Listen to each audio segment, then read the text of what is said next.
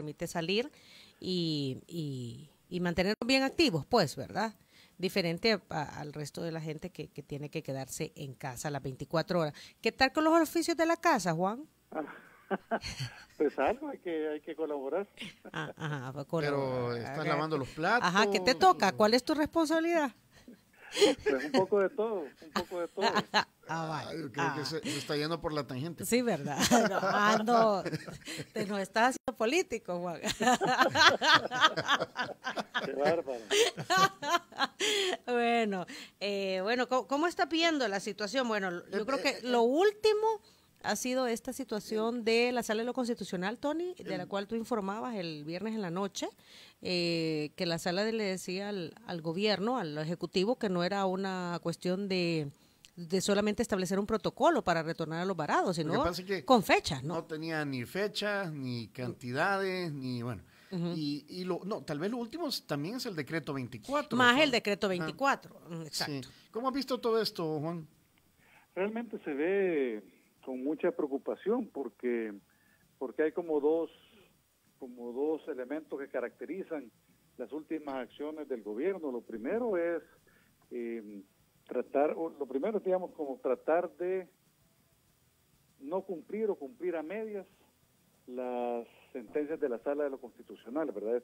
Hablando del plan de los varados, pues realmente, aunque el documento tiene fecha de abril, porque se tenía que haber presentado el 1 de mayo, no se entregó en la fecha prevista o solicitada o requerida o obligada por la Sala de lo Constitucional, sino que se entregó calladito, así sin hacer mucha bulla después.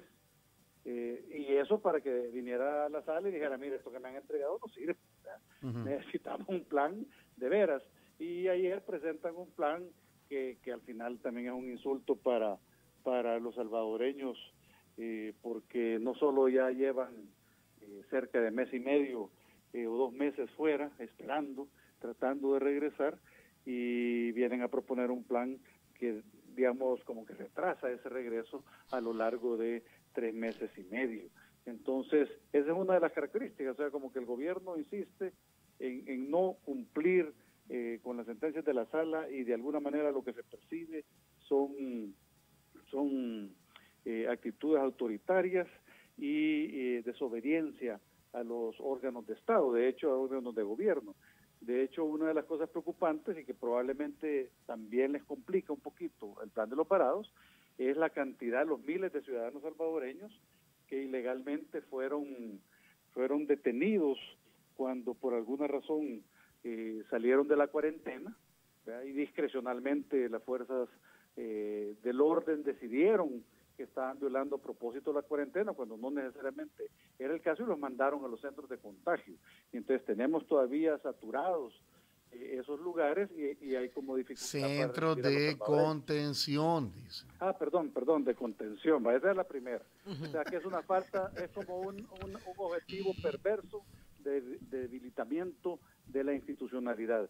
Y lo otro que uno ve es esa tremenda improvisación, porque desde el inicio, o sea, cuando muchos de nosotros hablamos muy bien de la decisión del presidente de haber cerrado las fronteras, digamos, ¿verdad?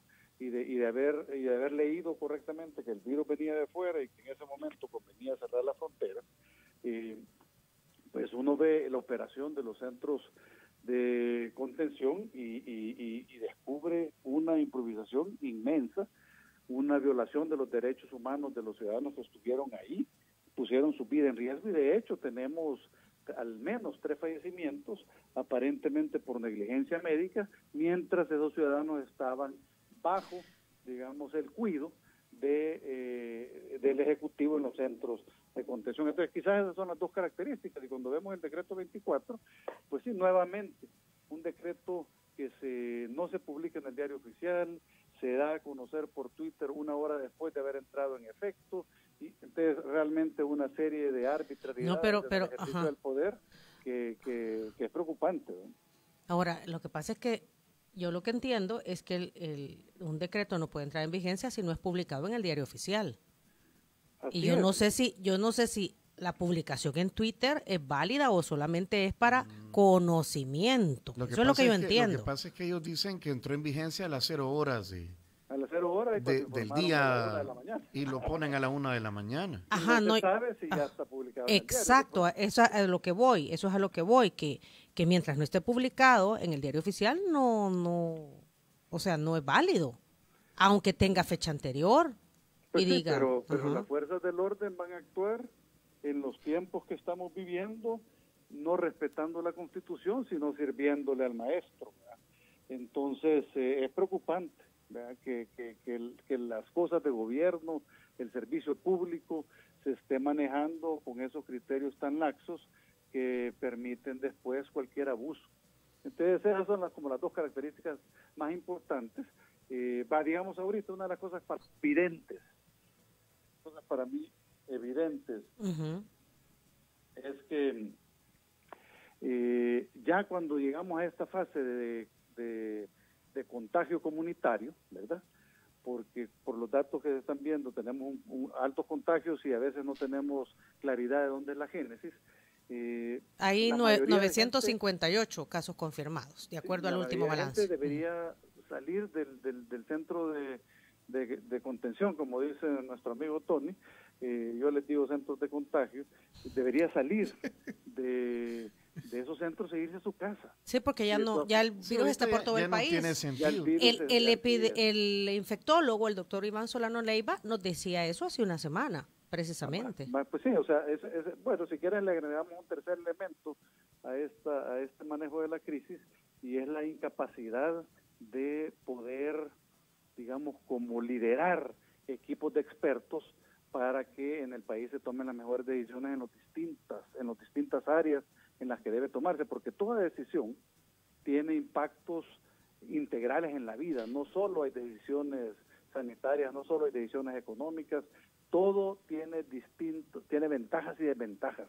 Y entonces lo ideal sería que el gobierno y el presidente pudieran convertirse en esos líderes que unen, que reciben, que decantan opiniones de los expertos y de acuerdo a eso, pues se toman las mejores decisiones para el país. Pero tú vienes viendo que la opinión de los expertos, epidemiólogos e infectólogos, va en cierto sentido, y el gobierno como que hace caso omiso de lo que está diciendo el doctor Solano, de lo que está diciendo el doctor Vidrí, y entonces uno realmente le preocupa esa incapacidad de escuchar. Y si le queremos agregar un cuarto en la línea del documento del asesor político JJ Rendón que circuló en los medios, si le queremos agregar un cuarto elemento, parece que este presidente quiere seguir cultivando el miedo, la zozobra entre la población para que él pueda salir como su salvador. Uh-huh. Y eso obviamente crea una dinámica social bien complicada y peligrosa para la república, para la institucionalidad. Ok. ¿Tú dices que están pensando tal vez más electoralmente las decisiones? ¿Es lo que insinúas? Más políticamente, no tanto electoralmente. Políticamente. Por ejemplo, ¿por qué no expresa el presidente? Según el presidente, el 5 de mayo, cuando tuvimos la primera conferencia de prensa hace ya como 6 semanas, ¿qué fue lo que nos dijo? Nos dijo que el 5 de mayo vamos a tener 98,000 casos en el país. Uh-huh. ¿Verdad? Y ustedes se imaginan lo que sería la realidad del país con 98,000 casos. Bueno, el 5 de mayo tuvimos un poquito menos de 600 casos. Y entonces, ¿por qué el discurso del presidente no construye sobre lo positivo y motiva a seguir cumpliendo con las medidas sanitarias de distanciamiento y de cuidado personal que son obligatorias para evitar más contagios, sino que con menos de 600 vuelve al mismo discurso fatalista que usó hace 6 semanas cuando nos dijo que íbamos a tener 98,000 casos? Entonces uno se pone a pensar realmente en un manejo político detrás de la crisis que lo que busca es fortalecer su imagen y su popularidad y ciertamente desmerecer la institucionalidad del país. Uh-huh. Y la inteligencia, ¿no? También, de la población. También. Ok, también. Juan, el deber ser, o sea, ningún país en el mundo estaba preparado para lo que estamos viviendo. Y en los últimos 100 años no se ha visto nada como esto. Uh-huh. Incluso los gobiernos supuestamente mucho más organizados, con gente más preparada, tampoco han acertado, ¿verdad? Han habido muchos desaciertos, no intencionales, sino por la misma situación que es muy vulnerable. El deber ser del Estado, que involucra a los tres órganos del gobierno, al Ejecutivo, al Legislativo y al Judicial, debería estar llamado a sentarse y tomar decisiones en conjunto. Pero no vemos que sucede eso. Sí, yo por supuesto varias veces lo he repetido. ¿Qué imagen se le diera al país si las conferencias de prensa, en lugar de ser monólogos y de ser solo el presidente rodeado de los súbditos, fueran los tres presidentes de los órganos de gobierno? Y nosotros tuviéramos en esa conferencia de prensa representada la Asamblea Legislativa, representado el Poder Judicial, representado el Poder Ejecutivo, y entre los tres en coordinación y en armonía y con liderazgo e inteligencia tomando las decisiones para el país. Pero se ve que eso es bien difícil, y más bien lo que vemos es una trama de negociaciones oscuras, ¿verdad? Y de buscar la manera de involucrar a otros poderes en las decisiones que toma el Ejecutivo. Por ejemplo, a mí me sorprende cómo la Asamblea Legislativa se ha dejado manipular de tal manera que logró, en horas de la madrugada, en un madrugón terrible, logró que la Asamblea Legislativa aprobara un decreto legislativo para dar un tinte de legalidad a las decisiones que el Ejecutivo estaba tomando y que ya la Sala de lo Constitucional le había dicho que tenía que parar porque eran acciones ilegales. Acciones que no cumplían con el marco legal, el marco jurídico del país.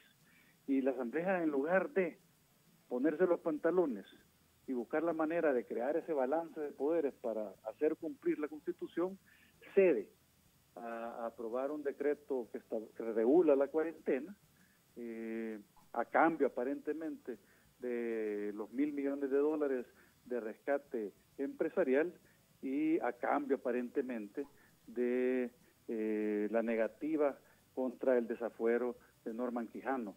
¿Tú crees que el tema del desafuero estaba ahí como parte, como carta de negociación? Yo no estoy seguro si fue carta de negociación. Me parece un poco absurdo, porque entre los mismos que votaron para evitar el desafuero, hay, si no recuerdo mal, por lo menos 5 diputados de Arena que han propuesto quitar el fuero político. Y entonces hace un sinsentido que hayan votado en contra del desafuero cuando su posición política es que los funcionarios no deben estar cubiertos por delitos comunes, sino que tienen que ir a defenderse a las cortes, al igual que cualquier salvadoreño. Pero bueno, yo no sé si estaba en la mesa o no estaba en la mesa, y yo pensé que nunca había estado en la mesa, pero es curioso, con la capacidad de producir biles del presidente, es curioso que no haya dicho casi ni una palabra del tema de Norman Quijano. Y entonces, por lo menos tengo mis sospechas que eso fue parte de algún acuerdo debajo de la mesa. Entonces, en lugar de aprovechar la crisis para salir fortalecidos en la parte humana, con mejores prácticas, siendo más humanos, más conscientes de los demás, más solidarios, en la parte institucional, más fortalecidos por la democracia, con liderazgo incluyente, participativo, pues estamos jugando a salir bien debilitados en la parte institucional, y ciertamente eso pone un riesgo adicional al futuro del país. Juan, ¿por qué, reitero, por qué, a pesar de que esto es algo que no se veía venir, que no se sabía cómo se iba a tratar, el gobierno no se deja ayudar? O mejor dicho, el gobierno no, el Ejecutivo no se deja ayudar.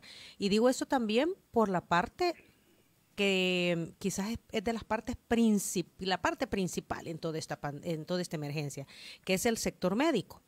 Ahí escuchamos al gremio médico decir que se han reunido, que les han pedido recomendaciones, les han presentado, pero no saben si se implementan o no. Entonces, ¿por qué? ¿Cuál es la razón por la cual el Ejecutivo no se deja acompañar, no se deja ayudar? Pues realmente no sabría decirte, como uno puede tener algunos indicios o algunas algunas intuiciones de lo que puede estar pasando. Ciertamente uno de los temas grandes es que ante lo desconocido, pues no hay panacea y no hay opinión validada. Pues y sí. Entonces toda opinión puede ser en ese sentido cuestionada. Tú ves, por ejemplo, la orientación de Suecia, que dice que como es inevitable que todos nos contagiemos, o sea, o un porcentaje altísimo de la población nos contagiemos, pues que hay que como que dejar que las cosas sigan su curso. Poniendo en riesgo y pagando con vidas esa decisión, pagando con vidas pronto. Posiblemente Suecia al final va a lograr desarrollar inmunidad de rebaño, inmunidad colectiva, más rápidamente que otros países, aunque al inicio ha pagado en vidas humanas un costo importante, ciertamente menor que otros países como Italia y España, pero mayor que algunos de sus vecinos escandinavos, ¿verdad? Y entonces todavía no se sabe si era la decisión correcta, pero entonces como que hay mucha incertidumbre. Exacto, a eso me refería, que pues sí, como hay mucha incertidumbre, entonces como que te dejas ayudar más para tomar una decisión en conjunto que no solamente tenga las mejores cabezas pensando, sino que también te acuerpen en las decisiones. Sí, por supuesto, pero ante esa situación de incertidumbre hay esa tendencia a que nadie sabe realmente qué va a pasar, y sería ideal poner las mejores mentes a pensar, las mejores mentes científicas, para que nos ayuden, porque algunos de nosotros que no somos científicos, exacto, tenemos una percepción diferente de cómo pueden ser las cosas. Pero yo creo que los indicios y lo que a mí me dice la intuición es que esto tiene que ver muchísimo más con la personalidad del presidente. Yo he tenido suficientes insumos en la línea de que el presidente estaba concentrando todas las decisiones. Incluso cuando alguien salía de un centro de contagio, no era digamos, como los funcionarios públicos del área de salud ejecutando un protocolo establecido, los que tomaban la decisión con base en indicadores, no, ¿verdad? Sino que al final había que irle a consultar al señor para ver si eso se podía hacer o no. Y entonces esa tendencia a concentrar poder, que probablemente tiene que ver mucho con algunas características de personalidad del presidente Bukele, es lo que efectivamente ha impedido, a mi juicio, que seamos, digamos, que haya un liderazgo incluyente, democrático, participativo en la dirección de cómo enfrentar la crisis que ahora enfrentamos. ¿Cómo has visto el papel de la Corte Suprema de Justicia, específicamente de la Sala de lo Constitucional? A mí me ha parecido relativamente bien, pero en algunos temas quizás con un poquito falta de proactividad, ¿verdad? Porque uno hubiera esperado que cuando la Sala, por ejemplo, ordenó que el Ejecutivo entregara el listado completo de los miles de salvadoreños que habían sido capturados por salir en cuarentena y enviados a estos centros, y no lo hizo, me parecía que la Sala tenía que haber hecho alguna comunicación de seguimiento. Cuando por la atención a un habeas corpus, la Sala ordena liberar de los centros de contagio a una persona y llevarla a su vivienda, y el Ejecutivo simplemente ignora la orden, no hay una comunicación de seguimiento. Cuando el gobierno decide no cumplir y entregar el plan para varados a tiempo el 1 de mayo, tampoco sucede nada. Entonces, yo sí creo que ante esta debilidad institucional que se está creando, yo sí creo que la Sala debe subir un poco la barra y debe empezar a actuar muchísimo más fuertemente en defensa de la Constitución, y eso puede requerir que tome posiciones muchísimo más fuertes frente al accionar ilegal e inconstitucional o desobediente del Poder Ejecutivo ante sentencias que la Sala ha emitido. Algunos opinan que no está en emergencia la Sala en esta situación de emergencia, Juan.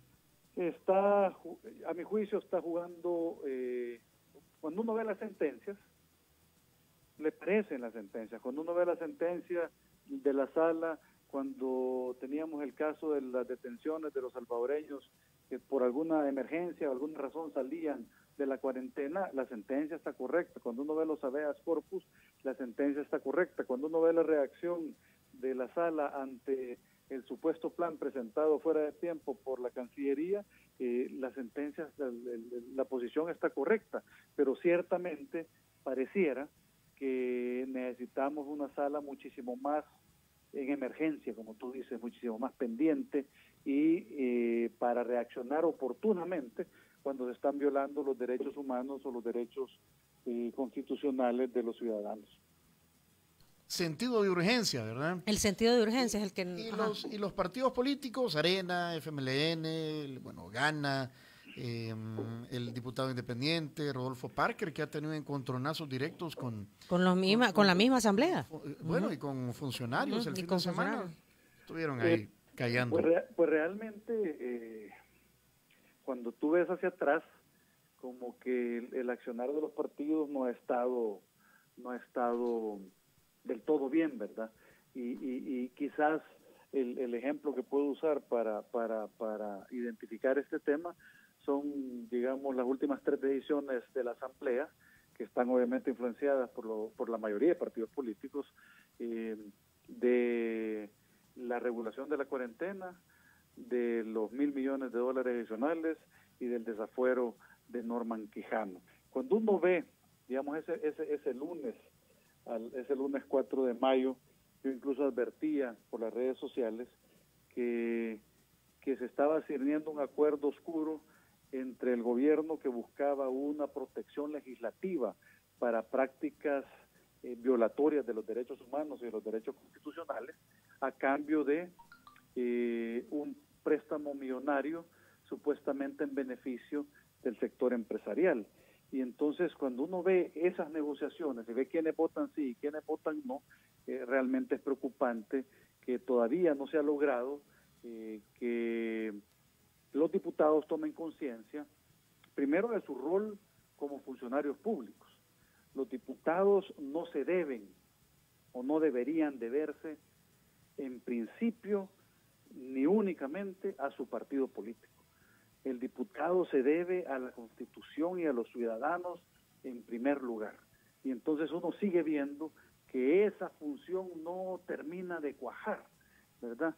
Y en ciertas decisiones críticas, los diputados propietarios que no quieren votar de una manera y el partido exige voto de otra, pues se ausentan, los sustituyen por suplentes y empiezan a haber una de maquinaciones, ¿verdad?, que realmente son preocupantes y que permite que el presidente que tenemos siga construyendo popularidad sobre ese descalabro y descrédito político de los partidos políticos, ¿verdad? Entonces no terminan de entender que el seguir actuando de esa manera, cultivando esas prácticas antidemocráticas, precisamente le están sirviendo en bandeja al presidente a que continúe violando la Constitución y violando las leyes con el beneplácito de los salvadoreños. Porque aunque ahorita yo creo que ha pagado un alto precio en su popularidad que tanto le preocupa, todavía sigue siendo un presidente popular y todavía lees mucho en las redes gente que no acaba de entender por qué es un peligro para el país y para él mismo o para ella misma el permitir que los funcionarios vayan más allá de lo que la ley permite. Entonces, ciertamente, en esas 3 resoluciones últimas de la Asamblea Legislativa, uno ve la necesidad que haya un recambio importante en el 2021 y que partidos nuevos como el nuestro, como Nuestro Tiempo, como Vamos, podamos tener una representación importante que ayude a crear un balance que vaya en la dirección de fortalecer el servicio público, de fortalecer la institucionalidad y no de mantener la partidocracia. Aquí precisamente pregunta el número 6699, Juan, ¿verdad? ¿Cómo están preparándose para las próximas elecciones? ¿Están pensando en eso? ¿Cómo va el trabajo? Porque hasta donde entendería, dice el Tribunal Supremo Electoral, mantienen fijo las elecciones. Y ya los partidos políticos tenían que tener sus internas también, ¿verdad? Es que, ¿hasta cuándo es la fecha límite para tener internas, Juan? Bueno, nosotros ya, no recuerdo mal, es como el 20 de julio, por ahí es la fecha límite, no recuerdo bien exactamente, pero es a finales de julio. Okay. Nosotros tenemos ya todos los partidos, publicamos el inicio del proceso de las internas. Nosotros abrimos la inscripción a finales del mes pasado y vamos a tener el proceso de inscripción abierto hasta mediados de junio, y el 12 de julio vamos a tener las internas del partido. ¿Y Juan Valiente será un político más o un político menos en esa planilla de nuestro tiempo? Bueno, realmente ahí tuvimos que tomar decisiones difíciles, pero como partido nos vimos en la necesidad de garantizar una adecuada representación en los candidatos a la Asamblea Legislativa y un adecuado organización y liderazgo dentro del partido. Sí, ¿Y eso cómo se traduce? No. ¿Y eso cómo se traduce? Ya te lo voy a explicar. Nosotros tuvimos elecciones internas hace poco, el mes de marzo, un poco antes, de hecho fue como el 20 y tantitos de marzo, cuando empezaba la cuarentena. En esas elecciones internas he tenido el privilegio de haber sido electo como presidente de nuestro tiempo. Estamos esperando la emisión de credenciales de parte del ver, ¿Y por qué no hiciste bulla, Juan? ¿Y por qué? No, es que todavía no es oficial. Todavía, o sea, te hemos presentado como director de asuntos Todavía políticos. estoy fungiendo como director de asuntos políticos. Ok. Pero lo que le quiero explicar es que dado que Johnny estaba convencido que quería inscribirse como precandidato para ojalá ser candidato del partido en las próximas elecciones legislativas, entonces decidió no competir en las internas para el puesto de la presidencia, y después de hablarlo, digamos, con algunos miembros del partido, decidí que era una oportunidad que podíamos aprovechar para también dar un cambio de liderazgo que diera una señal importante a los ciudadanos, y entonces eso es lo que está pasando. Y nosotros tenemos una regulación muy estricta que impide que los que estamos en la gestión del partido puedan participar en la función pública. Ya. No hay manera que nos va a pasar lo que le pasó a Arena con sus 3 asesores legislativos, miembros del COENA. Eso no va a pasar en nuestro tiempo. O sea que entonces, es cuestión de tiempos credenciales para que se confirme que Juan Valiente es el presidente de nuestro tiempo. Así es. Okay. Eso implicaría que no buscarías eso implicaría que no buscaría un cargo de elección popular. Un cargo de elección popular. Ok, porque te vas a dedicar o estás dedicado completamente a liderar el partido. En los siguientes años, sí. Pero acuérdense, hay elecciones que vienen más adelante. O sea, 2024, decís vos. 2024. Ajá, ok. No, sí, aparte que nuestro tiempo es un bebé, ¿verdad? Sí, entonces el bebé hay que cuidarlo mucho para que crezca. Ahorita estamos apostándole duro a tener una representación legislativa importante. Yo esperaría a poder ser la tercera fuerza en la Asamblea Legislativa, por lo menos. Aún nuestros adversarios políticos, en conversaciones privadas que han tenido conmigo, me dicen que ya sus proyecciones nos dan al menos una participación de unos 7 diputados, y yo creo que van a ser muchos más que eso. Estamos organizados fuertemente en 6 departamentos y estamos tratando de incluir al menos otros 3, ¿verdad?, para poder aspirar a tener una representación legislativa importante. Ahora, ¿de qué depende todo esto? Al final, de los ciudadanos. Si nosotros percibimos que hay interés ciudadano real, organizaciones ciudadanas comprometidas en otros departamentos, y hay posibilidades de participar, yo creo que igual participaríamos, porque acuérdense que nuestro tiempo se distingue no por buscar a los que piensan igual que nosotros. Nosotros buscamos a los que piensan diferente, porque sabemos que entre todos los que pensamos diferentes podemos construir una propuesta para el país que sea de beneficio de todos. Entonces, eso nos abre la puerta para que podamos tener candidatos a diputados y a consejos municipales con con mucha diversidad, ¿verdad? Con mucha, digamos, con distinto pensamiento, pero que al final busquen el beneficio de los ciudadanos. Juan, entonces ya como nuevo presidente no, todavía no. Bueno, pero es cuestión de tiempo. ¿Cuándo dijiste que asumían las nuevas autoridades? Esperaríamos que este mes de mayo, a finales, recibamos, es que ahí depende un poco de, ustedes saben que toda la cuarentena. Toda la operación de las instituciones del Estado está complicada por la cuarentena, y entonces los plazos no ocurren, digamos, pero el tribunal está haciendo un trabajo bastante encomiable. De hecho, recibimos el reconocimiento de nuestras elecciones y los resultados ya por el tribunal a finales del mes de abril, creo que fue el 29 de abril que recibimos la notificación, y probablemente en alrededor de estas 2 semanas de mayo recibiremos credenciales, y al salir de cuarentena una de las primeras cosas que haremos es, por supuesto, informarle a la población. Vaya, aunque una vez primicia. Eso, credencial en mano, vaya. Credencial en mano como, no vaya a ser, vea, como presidente de nuestro tiempo. No vaya a ser que le ponga liquid paper. No, porque fue elección interna, ¿verdad? Fue elección interna. Exacto. Y ya cumplimos con hay un acta. Sí. Hay un acta ya recibida, revisada, auditada por el tribunal. O sea, vale, pero una vez suceda eso, porque tienen una gran oportunidad ustedes de recibir a gente que está desencantada de partidos de la derecha, de Arena, PCN, de Gana. Nosotros creemos que de la derecha y de la izquierda, ¿verdad? Nosotros por eso nos definimos como un partido de centro con enfoque humanista.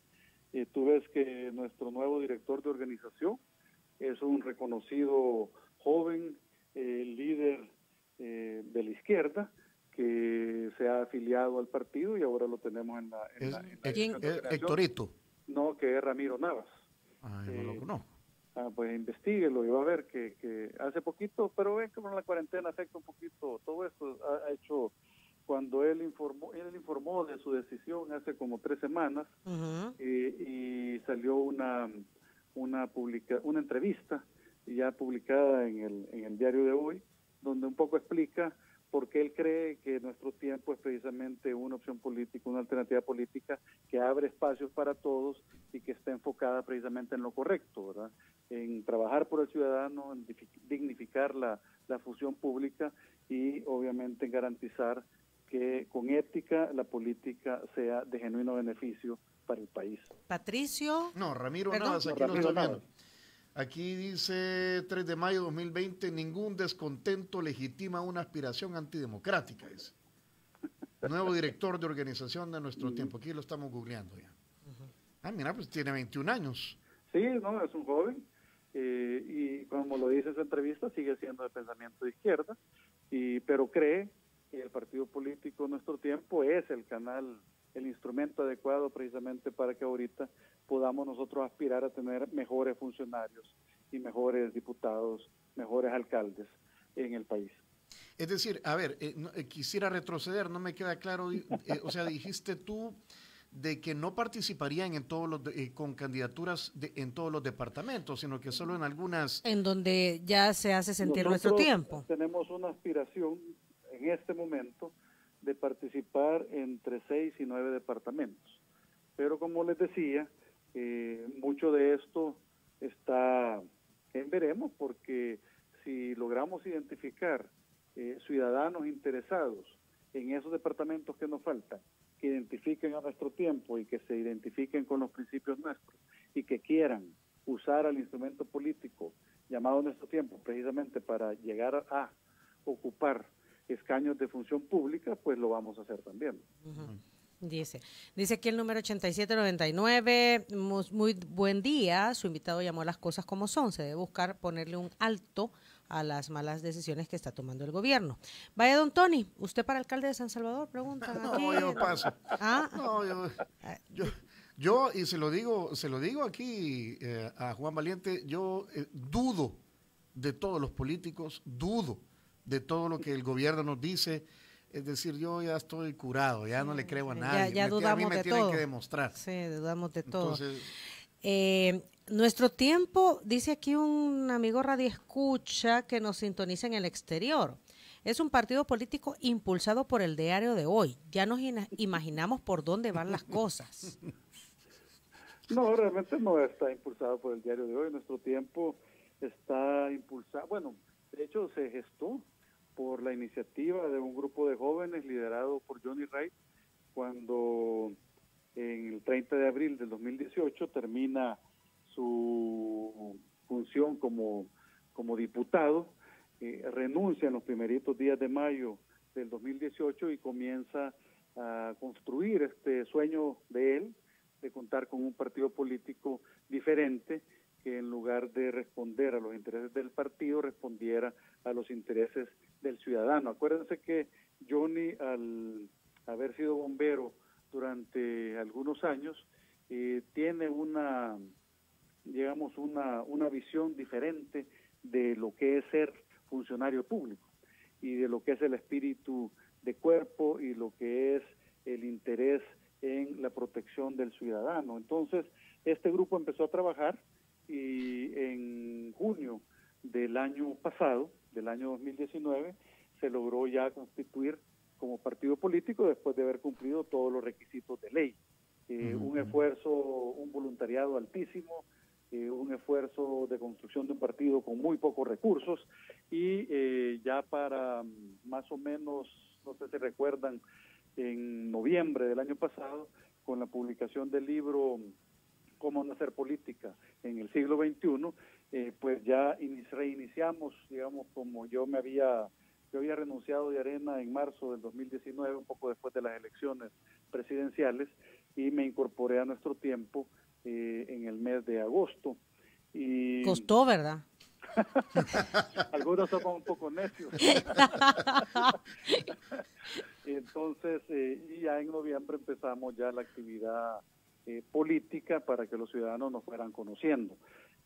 Obviamente, nosotros tenemos espacios en la prensa gráfica, en el diario de hoy, en radios tan prestigiosos como esta entrevista, y hemos aprovechado los espacios en todos los medios que nos los han abierto para precisamente dar a conocer nuestro mensaje. Uh-huh. Bueno, interesante las cosas que nos vamos enterando. Lo que pasa es que el tema del COVID-19 nos tiene nos tiene un poco postrados. Yo creo que sí. Ese también, si querés, es un último objetivo del presidente, de tener desactivada a la oposición política, ¿verdad? Entonces yo creo que él apuesta a alargar la cuarentena, no solo por razones sanitarias, pero lo que nosotros vemos y lo que yo he aprendido siendo empresario, leyendo bastante de esos temas, es que un país con una situación fiscal tan complicada como la nuestra no puede darse el lujo de pasar en cuarentena obligatoria tanto tiempo, porque podemos terminar de destruir las fuentes de empleo de la gente.